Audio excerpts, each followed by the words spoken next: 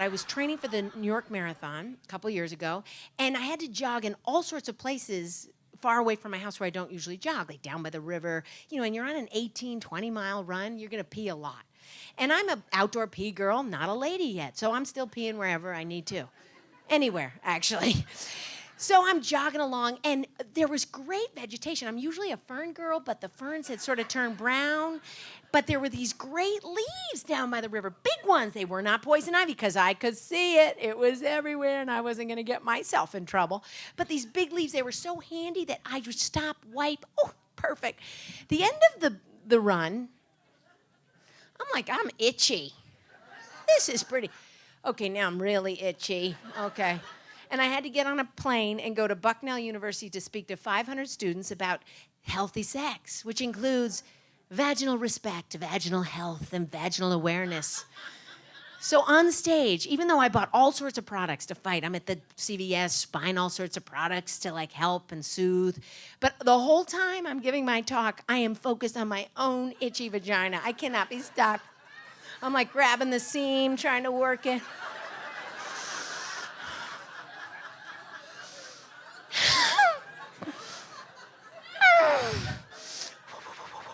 Get off stage, I'm lathering on creams. I go back, I think this must be a yeast infection. I get more items to try. I've got to solve this.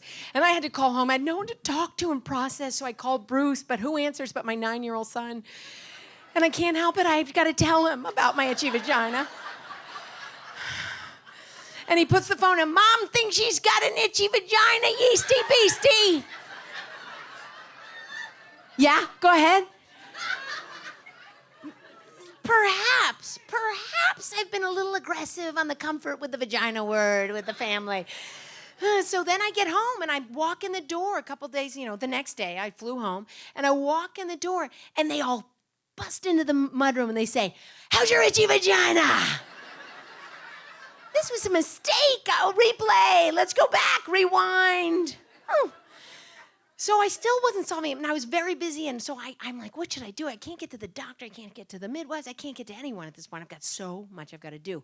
So I was like, I'm gonna reach out to the Facebook world. Like, sometimes that comes in handy. And it did. People immediately, get to your doctor immediately, go to the emergency room, get cortisone shots. But then, so a couple people had some solutions. Banana peels and oatmeal. I was like, I'm a natch girl. I gotta try that first. So I tried the banana peel. And it was pretty good. It soothed for a minute, but it was weird. And then I was like, I gotta try that oatmeal thing. So I whip up some oatmeal, put it on a plate, put it in the bathtub, plop myself down. Delight.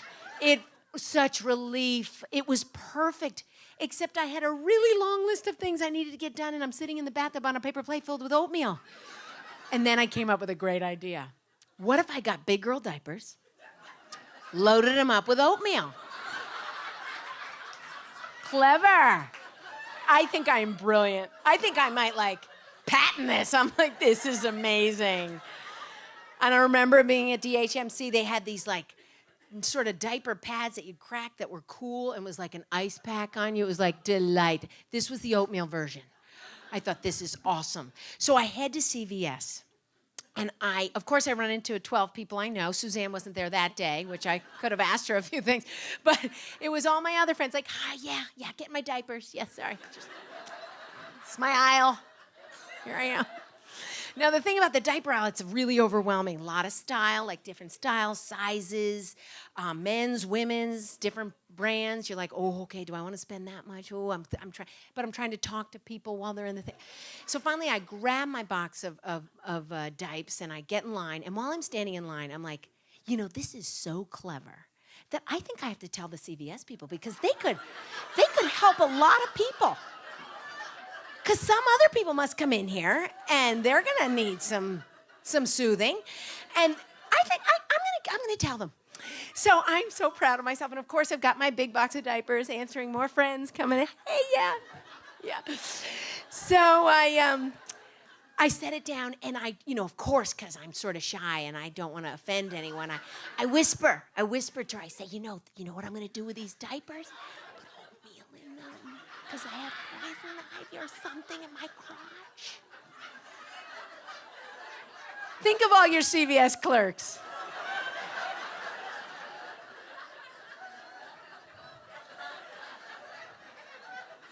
She has no words. No words.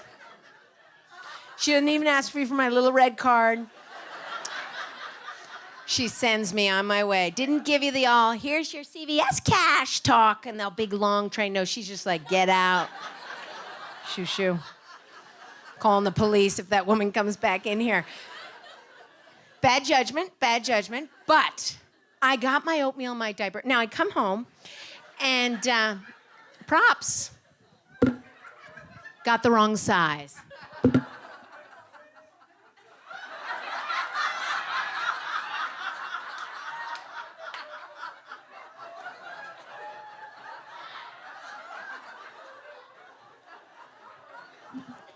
Picked out the extra large.